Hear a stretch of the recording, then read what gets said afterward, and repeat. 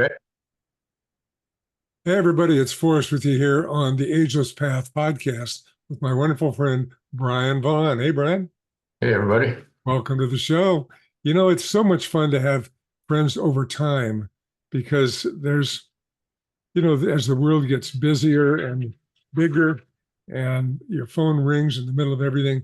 And during the political season, like now, I'm getting a bunch of pleadings for urgent calls to political action and that kind of thing. Uh, hmm Brian, you started something 5 years ago that you called the North Lake Washington Business Connection. What is that all about? Um, it's a community of people that I want the name to convey in simply its identity. Where is it and what do you do? A business connection. I even put thought into the word connection. Sure. Um, but it's a community of people in that general area, the northern suburbs of Seattle, the arc that goes from Seattle around North Lake Washington over to Bellevue. That's in theory, that's how it started. Okay. But business connections, there are lots of business connections, but Sure. I really want people to be curious about other businesses and find um, co-marketing opportunities, Yes. co-branding opportunities. Yeah. And among the fun examples that I've illuminated is when Martha Stewart and Snoop Dogg somehow were showed up on a screen together, and what? That Yep. just makes people lean in a little bit. So that's what I try to encourage people to find ways to lean in and be curious about other businesses that have some natural harmonies and some efficiencies Good. and have some fun. And have some fun. And the reason for the question, folks, is because I have admired very much, Brian, the energy of the group. And you casually invited me to visit one time, and I latched on and I wanted to stick around, and you felt that. I think what part of our listenership, part of what we're touching on today, folks, is that a guy like Brian or me can start a group which might be part time in person. And I love it that you have some in person times that you meet up with everybody, but also part time over Zoom calls like this each week. There's a consistency about it, and there is a friendly quality dimension to this that has us feel connected and has us feel less isolated out in the social media world. Mhm. Have you found that to be true for you? Yeah, I think when we started, think back 5 years ago, Zoom wasn't very common. I was Oh, already using it in business. And in fact, I was trying to introduce that to have we were meeting in person all the time then. And I was just saying, let's meet by Zoom sometimes, maybe thinking some other people might do that. sure. Man, they puked all over it basically. Nope. Well, 10 Oh, minutes later, COVID happened, and oh, you know what? It was better than nothing, and yes. it filled a void, and I was already comfortably using that. Um, it doesn't replace in person. There's nothing like, even a handshake when you meet somebody, and I'm going to meet some clients today in Nice. person Nice. at the home office, and there's nothing like that. The kinds of connectivity you can do in person, Sure. but there's efficiencies in doing what you and I are doing right now, even though what are we, about 10 miles apart? I guess But, something like that. Mhm. yeah. Well, and I think folks that are listening to podcasts, maybe some of them are doing it to feel connected to what's shaking, what's changing in the world. And as a guy doing work with people to have design their retirement to be tax free, the kind of things that you're working on, uh, those are those are markets and those are products that are changing all the time. I've told you over my work history, I used to have key man life insurance, and it was Mhm. expensive as hell, and I never understood some aspects of the funding of that. So I knew I had to die to take advantage of it. And one of the things that you said about your products is, hey, and some of these you don't have to die to use them. Really? Mhm. So that's kind of Yeah, fun. the living benefits feature is something that wasn't commonly understood or even commonly available, not too many years ago. So whenever possible, when we structure life insurance, even just plain life insurance, or we use permanent life insurance, cash value life insurance strategies, when we can, we want to provide living benefits as well to that. So it's not that death benefit is not the only way somebody gets some of that benefit. Got it. So if something Got it. happens, a chronic or critical illness. So that's a fundamental difference that I help people understand and help them be curious about, like, what do I have that? Yeah. If you have something, maybe you can change it to one that has that benefit, and it's not necessarily more expensive. So yeah, that's a good point, and one of the difference makers I try to highlight. Good one, Brian. Well, it's super. You know, and I'm wearing a tag on my collar. That little emblem comes back to life in my world because I wore it during the Navy, the war in Vietnam, and it is a rangefinder. And part of the symbolism for my company now is how does any of us decide where we are on the range of life? When will be my last day? When will be my last chapter? Oh, I don't want to even talk about it. Don't ask me that.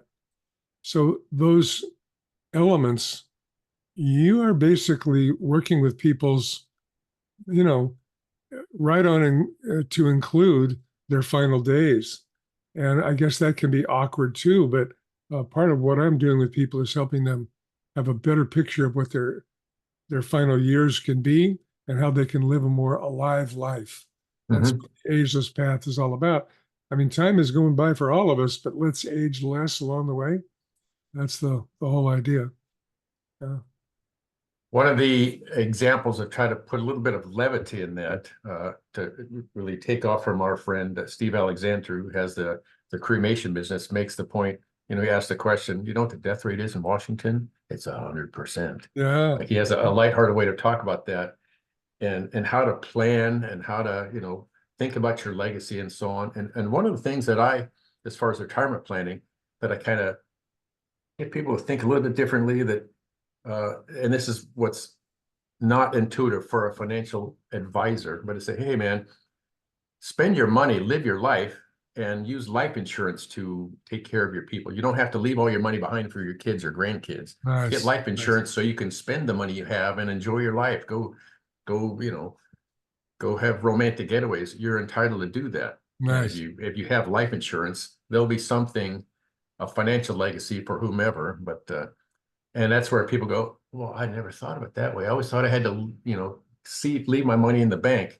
Yeah. It's smarter to have life insurance because then they get it tax-free and you can go live life. So start living. Let's go. And then we create financial plans that do that, for instance. Nice. That's an example of, oh, okay, so I can start spending some of my money and have some fun, live, you know, enjoy my golden years. Yeah, that's what we've been saying. So. Well, I think so much of that terrain, that territory of planning, is pretty foreign to most people. And even if they hear about it, it must be hard sometimes to get the point across and to have them fully understand what it is that you're offering in that conversation. Well, the first step before understanding is getting them to listen. You know, I'm going to curse. People are shitty listeners because they're thinking of something else, or they're afraid they're going to get sold something, or that's it. Or they're just distracted. So get them to hear, wait a minute, there's another way to do this. And I introduced it. Hey, I haven't done this my whole life. I didn't start until I was 46, and I'll be 64 next week. So I've waited to the middle third of my life to do this kind of thing, and I can introduce some. Yeah. I like that. Because I got plenty of runway left. I plan to, but I don't. That's probably mathematically, maybe it's the middle fifth or something. I don't know. Yeah. But anyway, to get people to, I really like that icon. You know, to be thinking and, oh, wait a minute, that's different. And back to that cliche, listen to understand, not to reply. So that's the basic thing. You know, think what your mom or your elementary school teachers said. Listen to understand and be curious and not necessarily to have something to say. I want people to hear me because, hey, I learned some stuff later in life that I want to share. And that's some of the examples, some of those financial examples. Those are good examples, man. And you know what? I want to just really address something with you. This is me and you personal, but it is, I've heard you say at times that maybe you're too friendly with people and that Mm, that may not match what content that you want to offer professionally. And you know what? I've told you the story about two fellow realtors that were both doing gangbuster business in Hawaii, mhm, and they partnered on a lot of things. One of them I ran into uh, at a sandwich shop on a Friday, and first of all, he says, "What are you doing in here? Everything always happens on Fridays." Yes, it does a lot. And we talked about their partnership, and mhm, we're basically setting the stage that maybe we can all partner up, the three of us, and I would get to grow my business that way. Well, he says, my friend Tom, he tries to be everybody's best friend. He wants to mhm. go to the kids' play on Friday night. He wants to see the kids play soccer on Sunday afternoon. He wants to show up as their friend. And me, Tony, honestly, my goal is to be their professional realtor, to help negotiate their best plans for the future with their real estate assets. Mhm. I'm not trying to be their best friend. And I thought he stated the two sides of that very well. Uh, what I want to encourage you is to be who you are.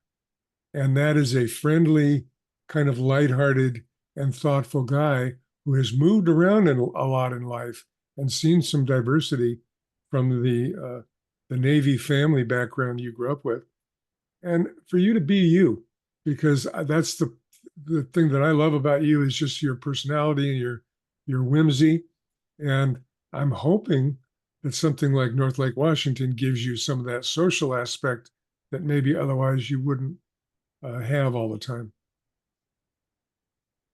It certainly does. The example of who I am is different than who I was as a high school kid, even. I was shy, especially around girls. Man, I was so shy.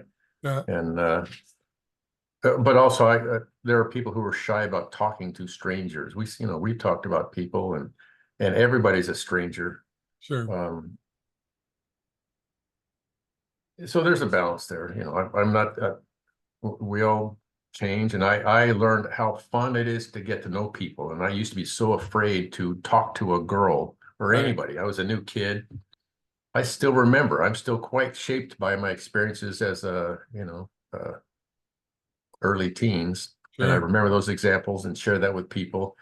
And Forrest, we've each traveled some, been other places, but we've met people who've never done anything different. And that's an interesting thing here, living out in the Kitsap Peninsula now, that there are people who've never left Yeah. or rarely leave, even to Yeah. go into the city or anything. And that's I see it here more than I've seen it when I was in downtown Seattle. Uh-huh. People get comfortable and this is all they need. They don't notice or wonder about otherness or other people moving into the neighborhood or other ways to do things, other ways to live their life. Yeah. And humans don't learn new skills, new perspective. Um, so Yeah. I Yeah. have, in a friendly way, kind of a chip on my shoulder. I want to disrupt people being safe and closed off and introduce them to, how fun it can be to be curious and to learn new ways to think, to do stuff, to have a more full life, a happier existence. I'm going to add that to the reason for the Ageless Path podcast is to find the chips on people's shoulders. And I see where yours is. Mhm. Well, you know what? What a good trip. Can people still join North Lake Washington Kids Business Connection? Oh, well, certainly. I will say that we've redefined in 5 years. It used to be some exclusivity that was the conditions and qualifications for membership. There were Sure.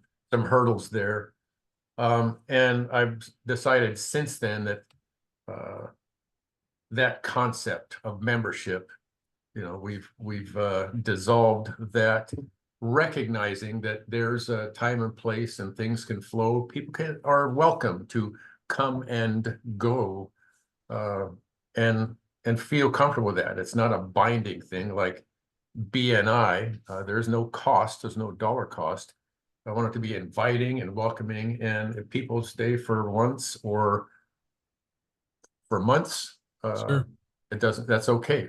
I welcome that, I invite that and encourage that. So it's Good, okay. good, good, Brian. Well, and you mentioned BNI, and that is an organization that's actually a business itself, and people are charged money to be a part of a regular group, and they Mhm. help to network each other's business, and for some folks, that is both uh, known to them and distasteful. And most of the people, uh, when I've mentioned groups like this, they go, "It's not a BNI thing, is it?" Oh boy, and they've tired of that. What's the difference? You've already touched on it. There's no money for North Lake Washington enrollment, and you don't have to jump over a tall ladder to be included. Um,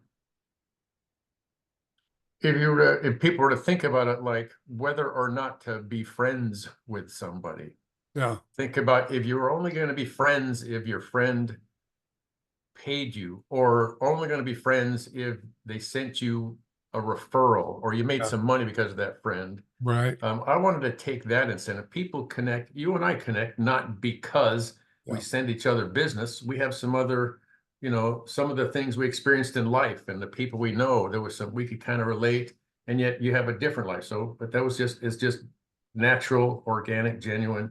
yeah, So I wanted to take that money piece out. I respect BNI. Some people need to have that. Like we talked about in your meeting earlier, some people like the structure of a job. yeah, I'm going to get paid, this much per hour, and I do this, and I'll just show up and do what I'm told. But I think if we take the money out, if there's no, here's another example I've used with kind of a personal thing, the concept of marriage. If the piece of paper is the only reason you're staying together, people. Now, I'm not saying everybody should dissolve marriage, but the concept of marriage and that contract, uh, is that piece of paper the only thing that you? Whereas if you could leave, think about it. If you could leave every day, but you stay there. So to turn it back to my group, you're welcome to leave anytime you want, but the people who keep coming back, it feels really good. Hey, good to see you. Don't, nothing is keeping you here except your desire to be here. That feels really good to me. yeah, Those connections are what matters, not like the BNI example. And we've heard them. It doesn't denigrate BNI, but people say, yeah, as soon as I get my money's worth this year, I'm not going to renew and then I'm going to quit. Well, man, that doesn't feel right. So that's not what I wanted. I wanted uh, something different. nice, Brian. Good one. Good one, bro. Well, hey, thanks so much for being with us here. The ageless path, as I keep saying, time is going by for all of us, but let's age less along the way. Part of that is our social connections, and part of what I Mhm. appreciate about knowing you is our social connection too. It was so good to get your phone call with you and Don on the call, saying thanks for that little statue that I dropped by, and what fun. It's good. And look forward one day, someday, we'll get burgers and beer. Okay. Going to happen, brother. I All appreciate you, right. man. Good, Brian. Aloha for now, everybody. Aloha.